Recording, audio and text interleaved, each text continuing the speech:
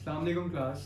Myself Farhad Subiswari and I'm your instructor of class 9th chemistry. So we have to start our chapter number 1, and first of all we have to concern about the introduction of chemistry. That what is the introduction of this? Look, first of all we have to clear about science. That what is science? देखें कि science जो है ये हमारे पास एक Latin word scientia से drive हुआ है. ठीक है, ये हमारे पास एक लेटिन वर्ड लातीनी जुबान का लफ्ज है जो कि किससे ड्राइव हुआ है? साइंटिया से ड्राइव हुआ है. And what does mean scientia? Scientia means knowledge. Scientia का मतलब हमारे पास होता है नॉलेज. अब वो नॉलेज कौन सा नॉलेज? देखें, पाक स्टडीज भी एक नॉलेज है, उर्दू भी एक नॉलेज है, मैथमेटिक्स भी एक नॉलेज है, फिजिक्स भी एक नॉलेज है, केमिस्ट्री भी है, बहुत सारे नॉलेजेस हैं. लेकिन यहाँ पे कौन से नॉलेजेस की बात हो रही है? वो नॉलेज एक्चुअली 3 फैक्टर्स के ऊपर डिपेंड करता है. कौन कौन से वो 3 फैक्टर्स हैं? फर्स्ट वन जो है वो हमारे पास है हाइपोथेसिस. सेकेंड वन हमारे पास ऑब्जर्वेशन. एंड थर्ड वन हमारे पास एक्सपेरिमेंट.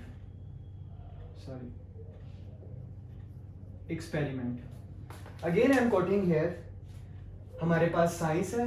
साइंस एक लेटिन वर्ड साइंटिया से डिराइव हुआ है जिसका मतलब हमारे पास होता है नॉलेज. अब वो नॉलेज कौन सा नॉलेज है? वो नॉलेज 3 फैक्टर्स के ऊपर डिपेंड करता है, हाइपोथेसिस, ऑब्जर्वेशंस एंड एक्सपेरिमेंट. अब यहाँ पे एक बात है कि अगर मैं इनको इंडिविजुअली डिस्क्राइब करने लग जाऊं तो बहुत ज्यादा टाइम हो जाएगा हमारे पास. तो हम इसकी बहस में नहीं जाएंगे कि हाइपोथेसिस क्या है, ऑब्जर्वेशन क्या है, एक्सपेरिमेंट क्या है. हमें इससे कोई सरोकार नहीं. हम सिर्फ इसको ऊपर ऊपर से पढ़ रहे हैं कि नॉलेज जो है वो 3 फैक्टर्स के ऊपर डिपेंड करता है. आप जब बड़ी क्लासेस में माशाल्लाह जाएंगे तो आप वहां पे बड़े ब्रीफली पढ़ेंगे that what is hypothesis, what is observation and what is experiment. अच्छा, अब ये बात हमारे पास हो गई. मेजर हमारे पास जो साइंस की है ना वो 3 टाइप्स हैं. कौन कौन सी? फर्स्ट वन हमारे पास है यूनिवर्सल साइंस. सेकेंड वन हमारे पास है social science. And third one है हमारे पास formal science.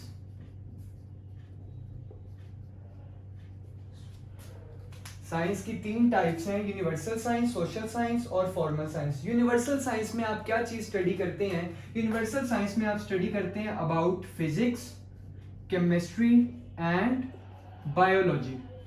For social science में आप क्या स्टडी करते हैं? सोशल साइंस में आप स्टडी करते हैं about people and their interaction with each other. ठीक है, you have to study about people and their interaction. और फॉर्मल साइंस में आप क्या स्टडी करते हैं? फॉर्मल साइंस में आप स्टडी करते हैं लॉजिक्स एंड मैथमेटिक्स. तो देखें, हमारा मोटिव क्या है, हमारा सब्जेक्ट क्या है? हमारा सब्जेक्ट है केमिस्ट्री. तो ना हमारा सोशल साइंस से ताल्लुक है ना ही हमारा फॉर्मल साइंस से ताल्लुक है. एक्चुअली हमारा ताल्लुक किससे है? यूनिवर्सल साइंस से. ठीक है, केमिस्ट्री जो है वो यूनिवर्सल साइंस की हमारे पास एक क्या है? ब्रांच है.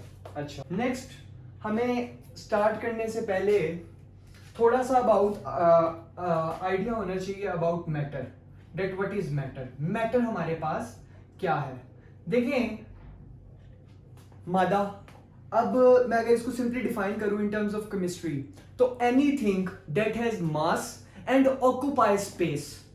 कोई भी चीज है उसका क्या है? मैस है या मास है, और वो स्पेस को क्या कर रहा है? ऑक्यूपाई कर रहा है. इट मींस कि वो क्या है? सिंपली मैटर है. क्या क्या? फर्स्ट ऑफ ऑल उसका कुछ ना कुछ मैस है एंड इट ऑक्यूपाई स्पेस, जो कि जगह को घेर रहा होगा, तो वो हमारे पास सिंपल मैटर होगा. अब हमारे पास जितने भी, अगर मैं बात करूं, हमारे पास ये बोर्ड मार्कर है, मैं आपको सिंपल बता रहा हूं.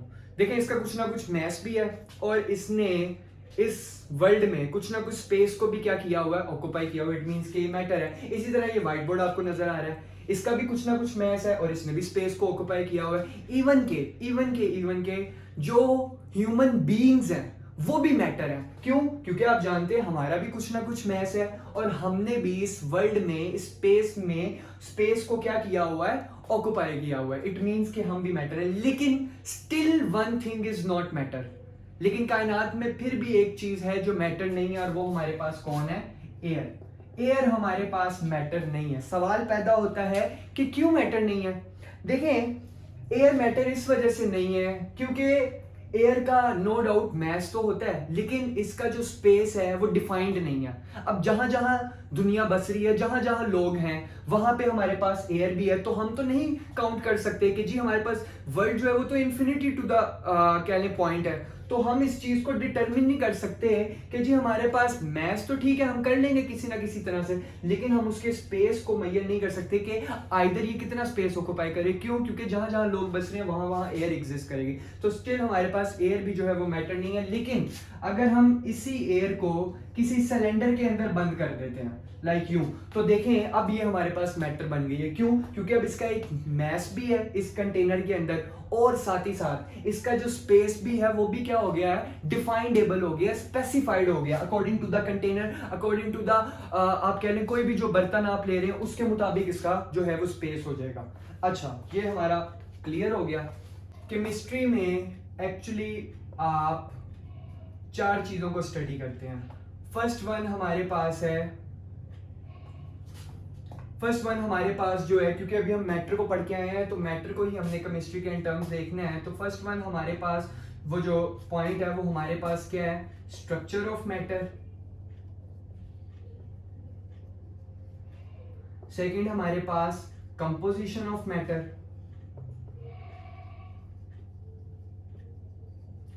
थर्ड वन हमारे पास properties of matter. And fourth one हमारे पास रिएक्शंस ऑफ मैटर। अच्छा जी, मैंने इसको आगे पीछे कर दिया, आपने इससे परेशान नहीं होना, आप भी आगे पीछे कर सकते हैं, डजंट मैटर के बिल्कुल ही वो, क्योंकि हमारी डेफिनेशन बिल्कुल ठीक है। केमिस्ट्री हमारे पास क्या है? In which we study about composition of matter, structure of matter, properties of matter and reactions of matter. अच्छा, सबसे पहले हम अंडरस्टैंड कर लेते हैं कंपोजिशन। मैटर हम समझ चुके हैं, मैटर हमारे पास क्या है। कंपोजिशन का मतलब क्या होता है? देखिए, मैं सिंपल बात करता हूँ, हमारे पास वाटर है, वाटर हमारे पास क्या है? एक मैटर है। तो कंपोजिशन की हम बात कर रहे हैं कि कंपोजिशन ऑफ मैटर, तो कंपोजिशन ऑफ मैटर क्या होगी कि ये जो वाटर है ये हमारे पास किन एलिमेंट के एटम से मिलके बना है, ये सिंपली उसकी क्या है? कंपोजिशन है। क्या है कंपोजिशन? कि वो जो मैटर है आइदर वो किन एलिमेंट के एटम से मिलके बन चुका है। तो मुझे बताएं कि वाटर में कौन कौन है? हाइड्रोजन है और ऑक्सीजन है, यानी कि हाइड्रोजन और ऑक्सीजन रिएक्ट करेंगे तो क्या बनेगा? वाटर बनेगा। ये तो हमारे पास क्लियर हो गया कंपोजिशन ऑफ मैटर में। नेक्स्ट हमारे पास स्ट्रक्चर ऑफ मैटर का क्या मतलब है कि हमारे पास देखें, अगर आप गौर करें, हाइड्रोजन इसमें कितने हैं? 2 है, और ऑक्सीजन कितने हैं? 1 है।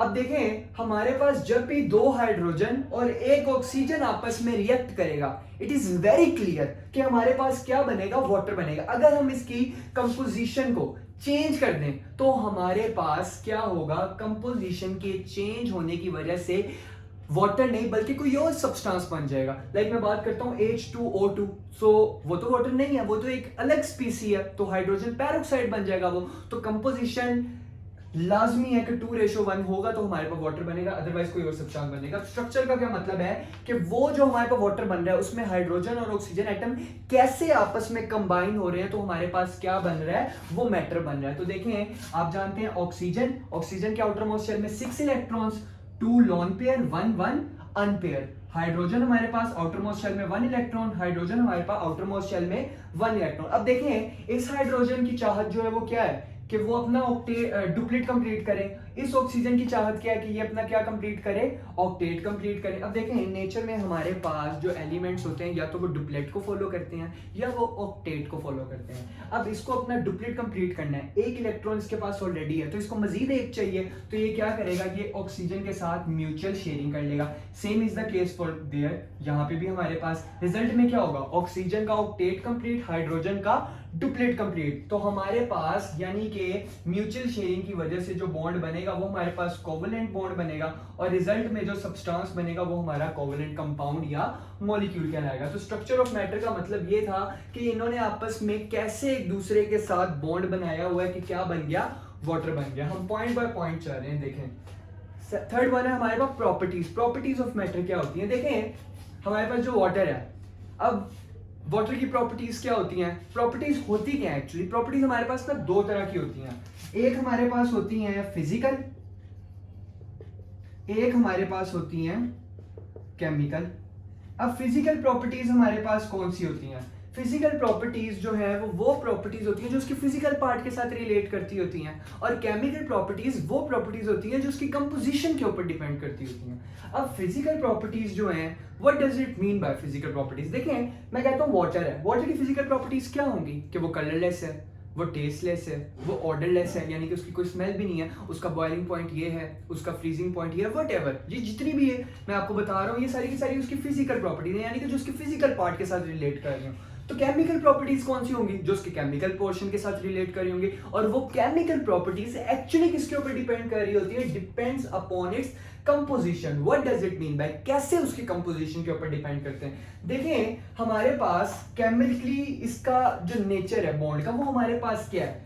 अब मैंने आपको बताया कि हमारे पास दो तरह के बॉन्ड होते हैं, एक हमारे पास आयोनिक होते हैं और एक हमारे पास कोवलेंट बॉन्ड होते हैं। अब आप ये बात जानते हैं कि ऑक्सीजन और हाइड्रोजन, क्योंकि दोनों ही नॉन मेटल है, और नॉन मेटल के दरमियान कौन सा बॉन्ड बनता है? कोवलेंट बॉन्ड बनता है। तो हमारे पास दोनों ही आपस में क्या कर रहे हैं? म्यूचुअल शेयरिंग की वजह से हमारे पास क्या बन रहा है? कोवलेंट बॉन्ड बन रहा है। तो ये हमारे पास इसकी कंपोजिशन के ऊपर डिपेंड कर रहे होते हैं, हाइड्रोजन और ऑक्सीजन के ऊपर, क्योंकि ना ये अपना इलेक्ट्रॉन लूज कर सकता है, ये गेन तो कर सकता है लेकिन किसी मेटल से। यहाँ पे तो आ ही गया नॉन मेटल है, तो नॉन मेटल कौन सा बॉन्ड बनाएंगे? अंडरस्टूड सी बात है कि वो कोवलेंट बॉन्ड बनाएंगे, रिजल्ट में मॉलिक्यूल बन जाएगा या कोवलेंट सब्सटेंस बन जाएगा। लास्ट हमारे पास है reactions of matter. Reactions of matter में हमारे पास क्या होता है? देखें रिएक्शंस ऑफ मैटर में हमारे पास बड़ी क्लियर बात है कि मैटर के एक दूसरे के साथ रिएक्शंस कैसे। देखें हमारे पास वाटर है H2O, अगर मैं किसी और सब्सटेंस का इसके साथ रिएक्शन करवाता हूं, क्योंकि हम रिएक्शन ऑफ मैटर पढ़ रहे हैं, लाइक मैं बात करता हूं कि अगर ये हमारे पास रिएक्शन करती है NaCl के साथ, सोडियम क्लोराइड के साथ, तो हमारे पास क्या होगा? जो आगे सब्सटेंस बनेगा, फर्स्ट वन हमारे पास बन जाएगा NaOH, सोडियम हाइड्रोक्साइड, प्लस हमारे पास बन जाएगा HCl। ठीक है, एक हाइड्रोजन यहां से निकल जाएगा, हमारे पास क्लोरीन के साथ अटैच होगा तो HCl, और एक हाइड्रोक्सिल ग्रुप जो है वो सोडियम के साथ जब जाके बॉन्ड बनाएगा तो क्या बन जाएगा? सोडियम हाइड्रोक्साइड बन जाएगा। तो ये हमारे पास सिंपल इनके क्या है? केमिकल रिएक्शन है।